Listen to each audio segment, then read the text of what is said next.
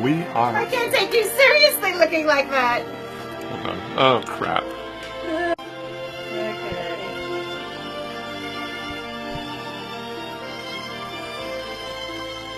Okay.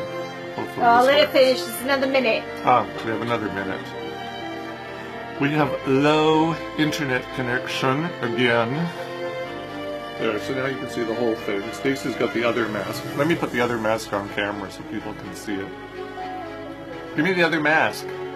What? Where's the other mask? I want to put it on the video so people can see the other mask. That's the other one. Okay, here. It's hard to do with glasses. Okay, I'm fading out. Now I can stop fading out. Fade, baby, fade.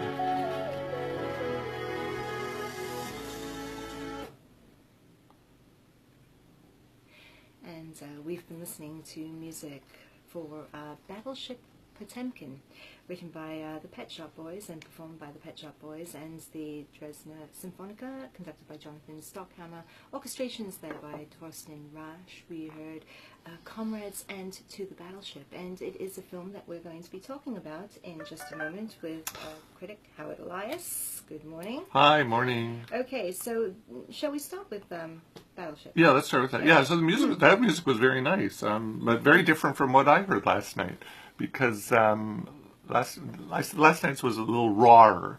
So there was a lot of electronic, there were sound effects, there was a jazz section in there, which was very nice. But there was one point in the film, and somebody else also mentioned it, they felt the same, that you just forget that you're listening to music. It just meshes so well with the film that you don't notice it, or you know, you're not really, you know, it's just absorbing into you, which is a great thing. And I even noticed it with this second piece here. It was just sinking into me. It was very nice. So it's a very different experience, I guess, listening to the Pet Shop Boys versus listening to Jan Brouwer's music. So, as I said, it's tonight, 8 o'clock. There are tickets still available, Hong Kong Arts Center. Go see it. It's an interesting experience. But explain why it was done. So it was done on the occasion of the 100th anniversary of the October Revolution, which was last month in October. So the Goethe Institute commissioned this Berlin DJ, Jan Brouwer, to compose new music for this classic film. And Jan was saying apparently this is only, tonight is the third time he's doing it. So he did it the other day in Seoul. He did it last night, and tonight is the third. And the final time, they won't be doing it anymore with his music, which I thought was so strange, because he probably spent weeks composing or putting together. He's not composing. Well, I guess he is composing. He's engineering music. He's putting it together. And they won't be doing it. They won't be presenting it anymore. Or they're not planning to present it anymore. So very interesting. And just tell us about the movie itself. Just to remind people of this classic. Yeah, you know, these movies back then, they're a little, you know, they're not big on script, right? By the way, if you're not watching a Facebook Live, I'm wearing a Thor mask, and it's sort of moving around on my face. Yeah, I'm not even going to attempt to describe what you look like right now. Well, you know, if you've seen the clips for Thor, you'll recognize. There, I'm just giving everybody. I'm on Facebook Live, so you can check it out. Anyhow, it's getting in the way. Like I said, just take it off. No, you know, you have to get into the spirit of things. So okay, it's just going to move around on my face. Just leave it. Yeah. Okay. So it's a very you know, all these old films from the 20s, not just the Russian films, even the old American films from the 20s. They were not big on script. They were not big on recutting or, you know, doing multiple takes. You know, they probably did everything in one take. So you do see things that by today's standards are quite humorous. Back then it was quite serious, of course. But what happened was the sailors on the battleship Potemkin were treated, I don't know how true this is, how accurate this is, but they were treated worse than, as they said, they're being treated worse than Russian prisoners in Japan. You know, they were fed meat that was full of maggots, and, you know, the living conditions were very poor, which they probably were, and they revolted against their Tsarist captain and admiral, and eventually they went into port in Odessa. This is when Odessa was part of Russia. well, I guess it is part of Russia again, isn't it? Yeah, let's not get political. Although this was a film about Marxist propaganda. Yeah, yeah. So they went into port, and after taking over the ship, and the town of Odessa, the city of Odessa, was on their side. They were basically uprising against the Tsars and Tsarist rule, and it's very funny. There's like a cast of hundreds of thousands in this film when he's showing scenes of the people in Odessa rallying in support of the sailors.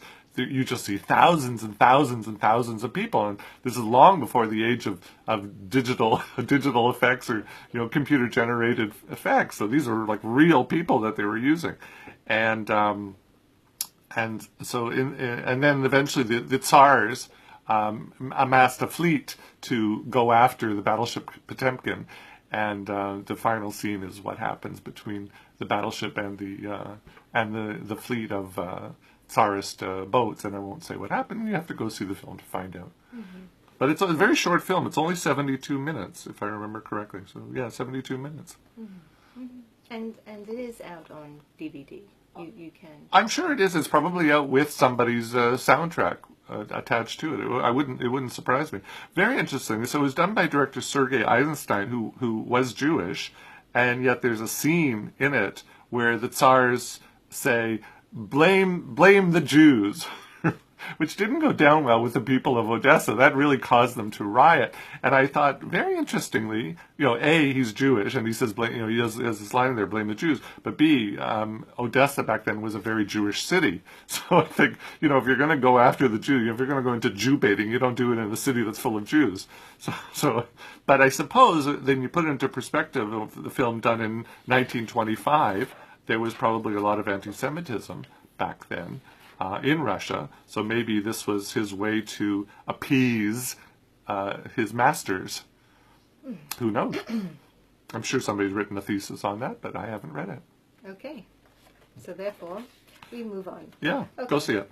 And now we have the third installment of Thor. Thor Ragnarok, or as my Danish friend Hannelore says, Thor. Thor films. I haven't seen. Is it Thor? Well, Thor? we say Thor, but the Danes and the Norwegians say Thor. And I know nothing about it. It wasn't one of these characters I followed. Comic book or whatever. No. So this mask is driving me crazy. Take it off. No, you gotta do it. This way, people can see me on Facebook Live and laugh along with me or laugh at me, whatever. Yeah, well, I won't say which one I'm doing. Yeah, okay. But see now, look, we have two masks and you wanted the other one, so... No, that's just so I could put it on my little board by my desk and remember how much fun I had today. Oh, okay. Oh, gee, I'm glad I made your day at 8:30, 9 o'clock in the morning. Okay, come on. Thor. Okay, so if you have been losing sleep these past 2 years, wondering what happened to Thor and Hulk, and why neither of them was in last year's Captain America Civil War, and I know you were up all night wondering what was going on, get ready to plump that pillow up, because Thor Ragnarok answers that burning question and a whole lot more. Now, I have to admit, I am like you, Stacy. I have not seen the other Thor films. I am not a Marvel Cinematic Universe or MCU fanboy. So I came into this cold, and I'm going to be reviewing this, excuse me, as somebody who is not a Thor fan, because I was not. Past tense. Not present tense. So when we last saw the Crown Prince of Asgard, which was in the 2015 film Avengers Age of Ultron, in case you didn't know, he was on his way back home after the Battle of Sokovia. See, this just means so much to you, I know. Well, it turns out that he didn't quite go there. He went on a bit of a detour, and he ended up as a prisoner of Surtur. Okay, and you're going, who's Surtur? He's the fire demon. And Surtur is a really angry dude, like a demon. He wants to fulfill the prophecy of Ragnarok, which is, I guess, the Asgardian version of Armageddon, where the place gets destroyed. Well, Thor has other plans, and he takes his little Mjolnir, you know what a Mjolnir is, his hammer, his Mjolnir, I think that's how you pronounce it, although my Danish and Norwegian friends are probably bristling at my pronunciation. And he gets away from Surtur. And eventually he makes it back to Asgard, and he finds out that things have changed since he's been gone. His adopted brother Loki, played by Tom Hiddleston, has dispatched their father Odin to Earth, and he's taken on Odin's appearance, and he's fooling everybody to think that he's Odin. And things are as normal, but of course Thor sees through the whole ruse, and various things happen. I don't want to spoil it because, as I said, this is spoiler free. But it turns out that he learns that his older sister Hela, played by Cate Blanchett, looking at your face, you're going, you're trying to keep up with me, and this is one of the issues I have with this film. So his older sister Hela, played by Cate Blanchett, will soon be released from prison, and she's going to return to Asgard to reclaim the throne in her name. Because it turns out that Hela is the goddess of death. So Thor is the god of thunder, and I don't know what Loki is, but Hela is the goddess of death, and nothing is going to stop in her way of intergalactic domination, and that includes nothing and no one, and that includes her jovial, flaxen-haired brother, Thor. So they have a little bit of a set to, and eventually Thor and Loki make it onto the junkyard planet of Sakaar, where the Grandmaster, played by Jeff Goldblum, rules. And Jeff Goldblum has this sort of a gladiatorial arena where he pits people against each other, or against his greatest gladiator, who, by the way, is Thor, is Hulk. So it turns out Hulk has been on Sakaar. See, I don't even remember the name. He's been on Sakaar for a couple of years. So they have their big fight, and if you've seen the trailer, you've seen parts of the fight.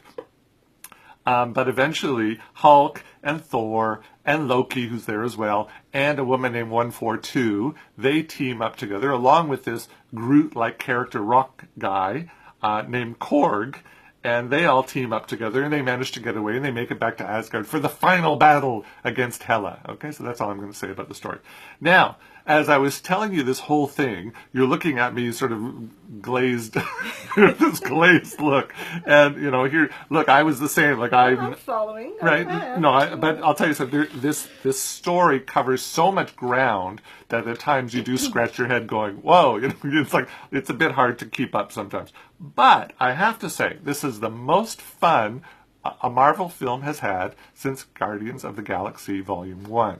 This is in the same vein. It's very tongue-in-cheek. It's even bordering campy, and I say that in the best possible terms. It's like Jeff Goldblum is a riot with his guy liner and his green eyeshadow.